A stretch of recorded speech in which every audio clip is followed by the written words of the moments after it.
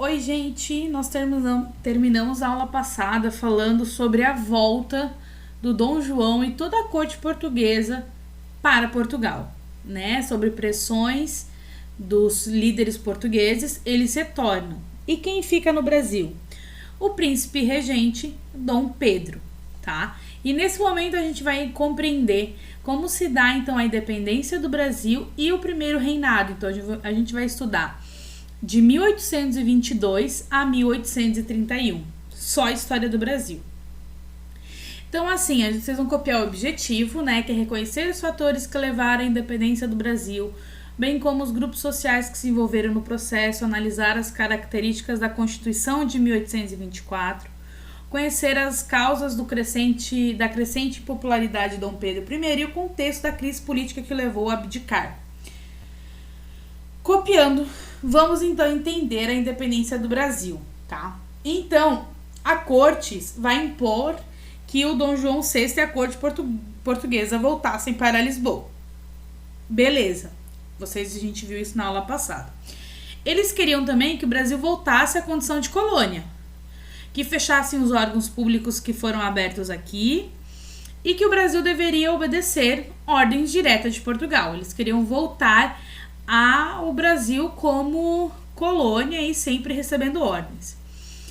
E eles cobravam a extinção da regência e a volta do Dom Pedro. Ou seja, eles não queriam que ele fosse o príncipe regente do Brasil, eles queriam que toda a corte estivesse em Portugal. E sobre essas muitas pressões, em janeiro de 1922, o Dom Pedro decidiu ficar no Brasil. Ele recebe em ordem das cortes, mas ele fala, eu vou ficar. E ele vai ter o apoio da população nesse momento. A população também quer que o Dom Pedro fique, porque daí o Brasil continuaria sendo um pouco independente, né? Ainda estava ligado a Portugal, mas já estava criando uma independência.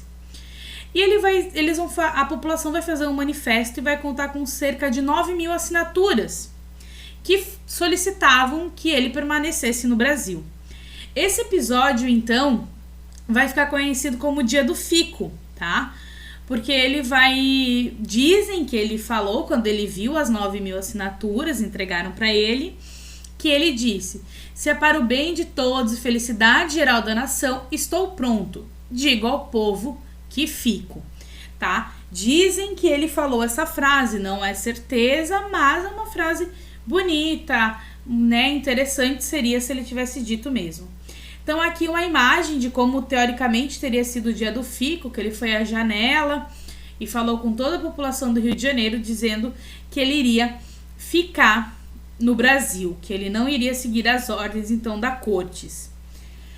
A Cortes vai reagir a isso, eles não vão deixar barato essa ação do Dom Pedro e eles vão anular sua decisão de ficar no Brasil. Ele diz que ele fica, a Cortes diz que ele não fica, o Dom Pedro diz que fica e que ele não vai aceitar nenhuma medida que é proposta pela Cortes e que tudo que a Cortes decidir só vai poder ser aplicado no Brasil se ele deixar, se ele der o aval. Essa primeira medida do Dom Pedro vai mostrar uma certa independência, uma autonomia política do Brasil, que não vai agradar em nada aos portugueses que estão lá em Lisboa querendo que o Brasil volte a ser colônia. Então, a independência do Brasil vai acontecer às margens do Ipiranga. Rola todo esse embrigólio ali de fico, não fico, fico, não fico.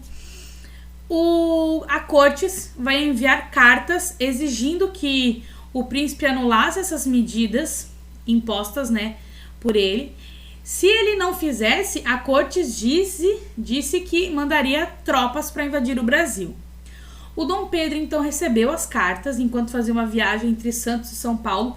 Diz a lenda que ele estava visitando algumas amantes, e a gente não duvida, porque ele era um homem que tinha muitas amantes. E às margens do Riacho Ipiranga, que fica lá em São Paulo, ele decidiu oficializar a emancipação política do Brasil, ou seja, naquele dia, que era 7 de setembro de 1822, a professora vai alterar ali, o Brasil tornou-se, então, um país emancipado, né, independente. Esse episódio pode ser conhecido como o Grito do Ipiranga. e foi um projeto político que não vai ter apoio popular, não vai ter radicalismo, não tem guerras, vai ter alguns conflitos com os portugueses, mas uma guerra declarada no Brasil e Portugal não existe. Não vai existir mudanças sociais, as elites vão permanecer no poder e a escravidão continua, tá? Então aqui uma imagem do que teoricamente teria acontecido, mas ele não estaria com esses trajes aqui. Dizem, né, alguns historiadores que ele estaria montado num burro, porque essa viagem de São Paulo a Santos não era feita para cavalos, os cavalos eram né, animais caros, então esses trajetos eram feitos com animais de carga. Então aqui o Dom Pedro, né, oficializando a independência do Brasil. Aqui uma obra que ela é do Pedro Américo, que deixa tudo muito bonito, mas descobre-se que não era dessa maneira, tá?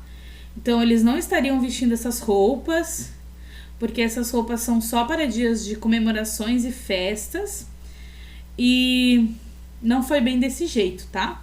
Mas depois a gente vai analisar bem essas imagens. Então, com a independência, vai ser apenas política. O Brasil vai romper algumas ligações que tinha com Portugal, mas vai continuar tendo produção agrária, que pensava na exportação, o latifúndio, né, ou seja, grandes fazendeiros, e a escravidão vão continuar sendo a base dessa monarquia. Então nada mudou para os pobres, para os escravos, tudo estava continuando da mesma forma. E no dia 1º de dezembro de 1922, 800, tá, gente? A professora errou aqui.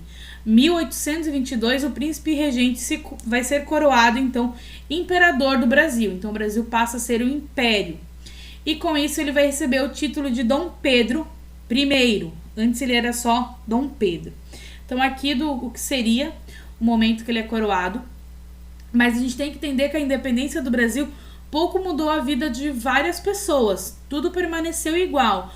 O que mudou foi rompemos com Portugal. Mas veremos que não é bem assim.